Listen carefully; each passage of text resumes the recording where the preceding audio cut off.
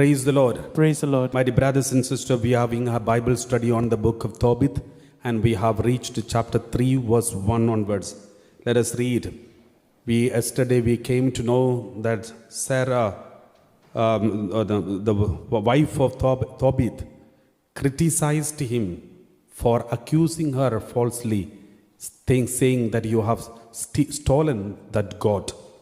And then suddenly she criticized the husband, saying, "Where are your acts of charity?" So after this, he was so humiliated. He felt so grieved. And then with much grief and anguish of heart, I wept, and with groaning began to pray. So he felt left alone even by his wife. Therefore, he was grieving inside so much, because when others are all criticized him, he didn't feel so grieved. But when his own wife criticized him and asked this question, it was so much for him, difficult for him to accept. And therefore he grieved so badly, and he cried, wept bitterly, and groaning began to pray. Let's read what was the prayer of Tobit. "You are righteous, O Lord, and all your deeds are just. All your ways are mercy and truth. You judge the world." It's so important for us to see the Tobit's attitude. He always obeyed the law of God. He always obeyed the law of Moses. He was so righteous, holy, obedient, submissive to the command of God.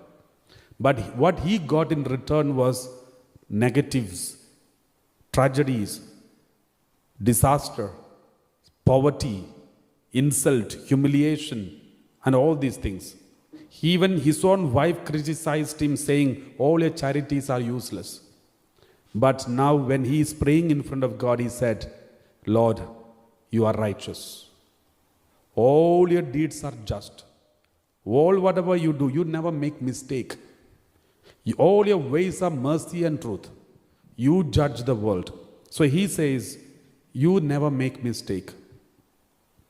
So for him, even the negative things that are happening in his family, in his house, in his personal life, he says God permitted, and God will never do mistake. And he knew there is a purpose behind it. But at the same time, it is very difficult for him to go through this. Let's read verse 3. "And now, O Lord, remember me and look favorably upon me. Do not punish me for my sins." Because it was a common understanding among the Jewish people that if someone is going through some kind of tragedy, that means God is a sinner. God is punishing him. So that was the idea normally people believed. But at the same time, in the Bible, we know Job was going through tragedies without any sin. Now Tobit is also going through tragedies without any sin. So it's also, the Bible also wants to give you a message that it can happen that people can go through tragedies without any sin as such. So here, though he is praying like this passage itself is giving us the real message that it is not necessary that one should have commit sin in order to go through the tragedies. "Do not punish me for my sins and for my unwitting offenses and those that my ancestors committed before you. They sinned against you." Now he is not only asking forgiveness for himself, but also he is asking forgiveness on behalf of his ancestors, his family tree. Because Jewish people also believed that the family tree sins can affect the generations after generations. Therefore, he is begging forgiveness on behalf of his ancestry, his family tree, so that he may be delivered from these present calamities. "They sinned against you." And we read verse 4. "And disobeyed your commandments. So you gave us over to plunder, exile, death." So now he's talking on behalf of the tribe of Naphtali. And he says, because of their sins and disobedience, because they worshipped the two golden calves at Bethel and Dan. So as a result, the Assyrians came and plundered, and we all have gone for exile and facing death every day. So that is what he's talking about. "To become the talk, the byword, and an object of reproach among all the nations among whom you have dispersed us." Now we have become a laughing stock in front of all the other nations. We are humiliated. Let's read verse 5. And now your many judgments are true in exacting penalty from me for my sins. He says, whatever you are doing today is right. You are true. You are correct. We have not kept your commandments and have not walked in accordance with truth before you. Now he is praying on behalf of whole community. He is not praying on behalf of himself. So the prayer of Tobit is also beautiful that he was not praying for himself. He was praying for the whole society, the whole family tree, the whole tribe. So he is praying like this. Verse 6, we read like this. So now deal with me as you will. So he prayed for the whole family and community, but when he says to speak about him, deal with me as you will. Command my spirit to be taken from me. He says it's too much for me to bear, so it's better you take my spirit. He says it's better to kill me. You know, in the Bible, many times, many prophets prayed like this.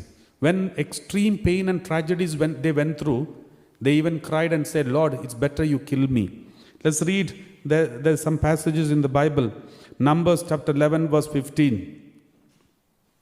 Numbers chapter 11 verse 15 we read.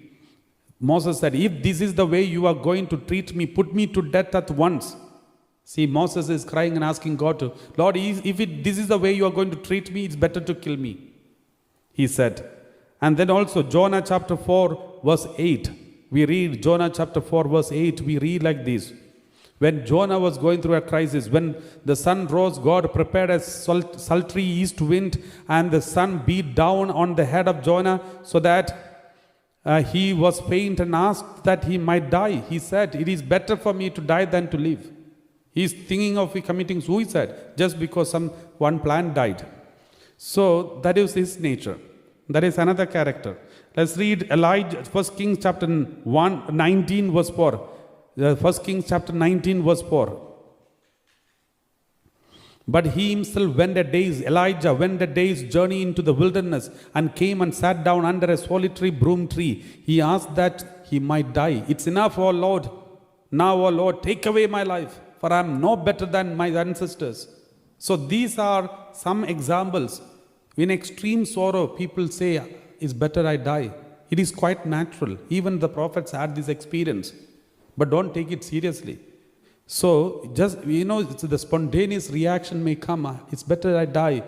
So, but at the same time, that shows, don't tell your neighbors and friends and police department, say, I'm going to die. But instead, you tell Jesus, God, tell your heart, open your heart in front of Jesus. God will do the answer. Let's read Tobit. Let's go back to Tobit, chapter 3. And then, so now deal with me as you will. Command my spirit to be taken up from me, so that I may be released from the face of the earth and become dust. For it is better for me to die than to live, because I have had to listen to undeserved insults. See, he's speaking about what he heard from his wife. I have had to listen undeserved insults. Praise the Lord. Praise the Lord. So this is only because that insult he cried like this. And exactly when he was praying like this, there is somebody else also was praying in some other place.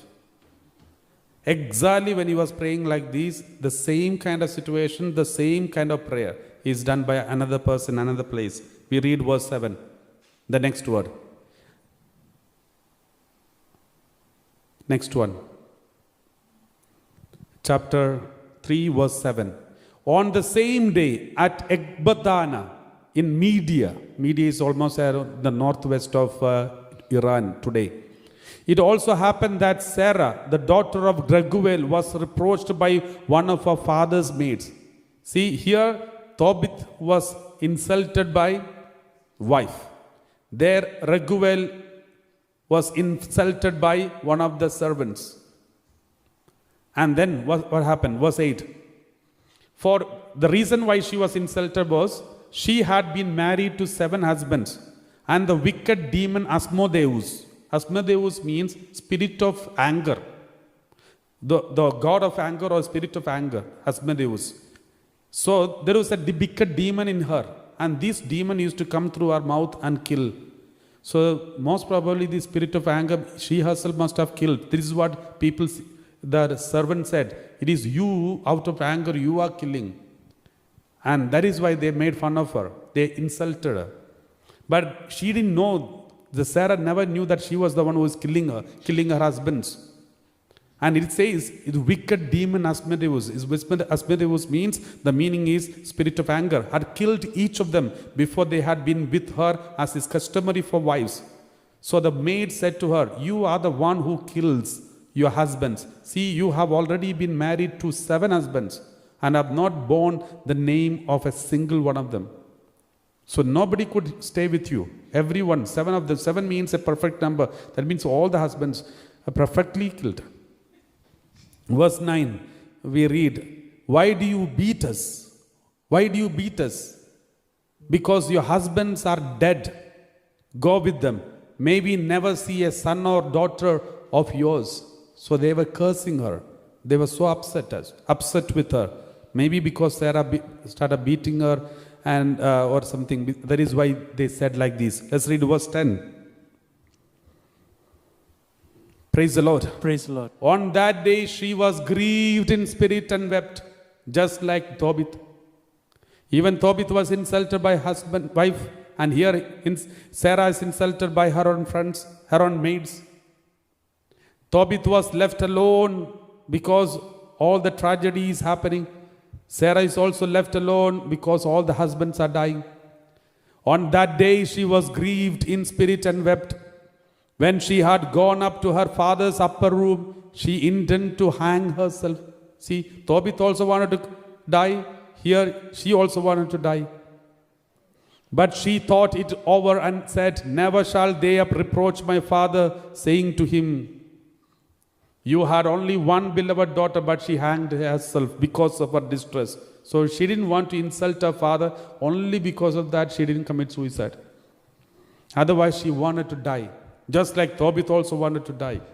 When he was praying, at exactly the same time, this lady also praying. My dear brothers and sisters, how the Lord is connecting them. Now the Lord is going to connecting these 2 families. Praise the Lord. Praise the and Lord. I shall bring my father in his old age down in sorrow to Hades. It is better for me not to hang myself, but to pray the Lord that I may die and not listen to these reproaches anymore. So anyway, she wanted to die, but not committing suicide. Let God come and kill. So put all the blame on God. So this was her dream. So my dear brothers and sisters, let it be suspense. We'll see tomorrow what happened to her. Praise the Lord.